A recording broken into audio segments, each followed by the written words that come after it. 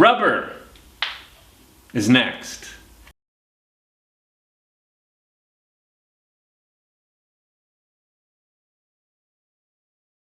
If I had rice, I would actually put the rice to use on this, because what I need to do is estimate how much rubber it's going to take to cover this guy to this mark that I've marked off in the box. What I would typically do is take some rice, like some, white rice, pour it in, and settle it down up to that mark, and then I can dump that rice into a measuring cup and know exactly how much rubber it's going to take to fill it. But I don't have that, but it's a great tip. Today I'm just going to eyeball it. And what we're going to do is we're going to take this, pour it into a measuring cup, add the correct amount of catalyst, which is 10 to 1 by weight. Then we're going to degas it in a vacuum chamber. That pulls all the air out and makes it so there won't be any bubbles in the mold that we run. And then it's going to be a mold. We've got our rig set up here. I've got my scale, my gram scale, my bucket, I got my silicone, my kick. Let's see what happens here. So what I do, kind of not so pro tip, you put the bucket on the scale, then you turn the scale on, and it zeroes out. So it says 0 grams. It's as if the bucket weighs nothing. So there's not a lot of silicone left in this bucket, but I think there's enough for this guy, for this piece. Another great thing about silicone is it bonds to itself really, really well. So if this pour turns out not to be enough, we can always just add more on top of it. A little bit more on catalyzing rubber. The ratio is intended to be 10 to 1 by weight. However, you can use more or less catalyst and it will still cure. However, there are drawbacks and benefits. So for example, if you over-catalyze your rubber, it will cure faster, but your work time will be less and your mold will be more brittle in the long run. So like if you're doing a production mold where you want to get 50 pulls out of a thing, you don't want to over-catalyze it. The opposite's also true. If you under-catalyze, you will get more work time, you'll get a softer mold, but it'll be more flexible, like it might be a little more gooey, and it'll also take longer to cure.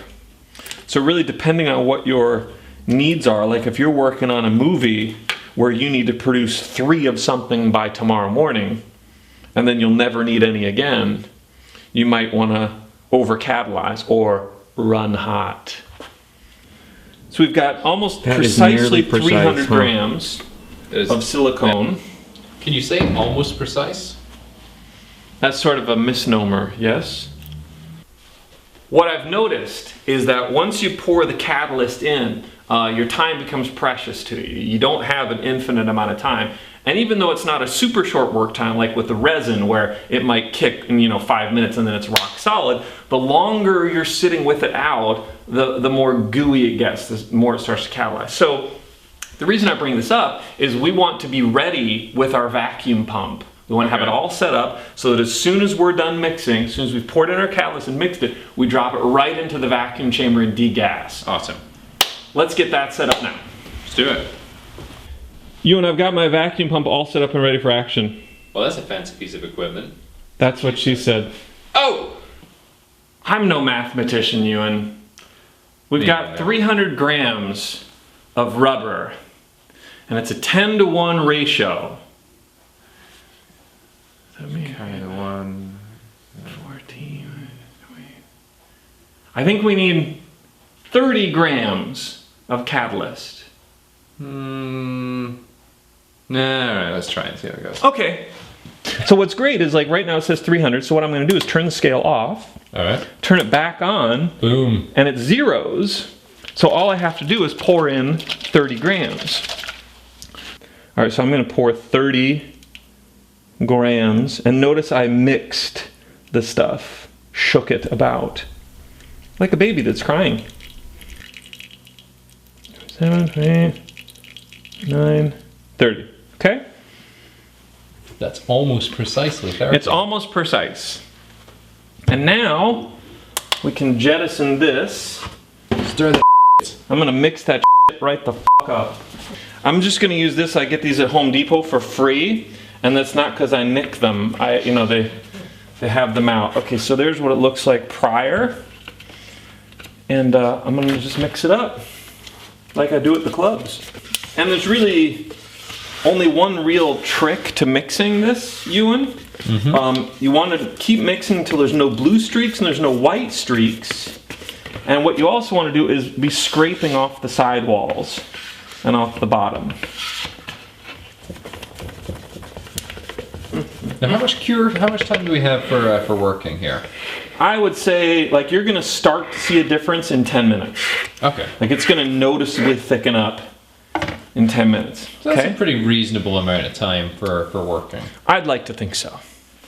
Got our rubber, it's going in the chamber. Okay, so this is my vacuum pump. I'm going to turn this on, and it's got it all sealed up, and what I want to pull about 23 to 25 on this dial. We'll get a close bet. So let's give it a try. Here we go.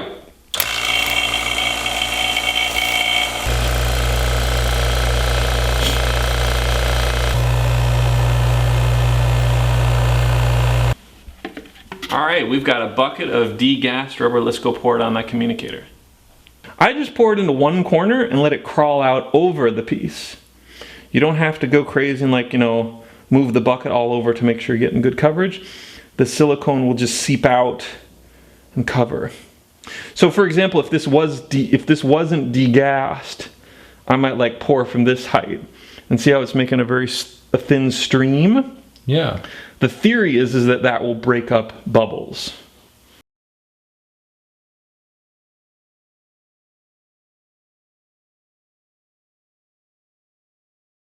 I think the real takeaway message here, Ewan, is that I'm not really too concerned about where the rubber falls, how who cares.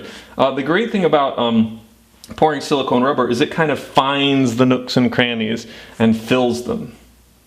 Our next step is to move this inside. I want to put it on a flat surface. Like right now it's on my table, which is a little uneven. Even the floor of my garage has a bit of a grade to it. So I'm going to take it inside and put it on my bathroom floor. That way the rubber, when it cures, when it starts to cure, will settle evenly. Ewan, I'm feeling pretty good about things so far. We've finished our 1-part dump mold on the top half of the communicator, and the next step, which actually is what we're going to cover in our next episode, is doing the 2-part mold of the bottom half of the communicator. Over the course of our episode today, let me just ask you, did anything strike you as unusual, or were there any questions you had about what we did today? That mold that you have on your back is a little unusual. I get that checked out. Otherwise, everything seemed to make sense to me. I think a really helpful tip for those of us without a vacuum chamber is the tip about holding the rubber up to get the bubbles out.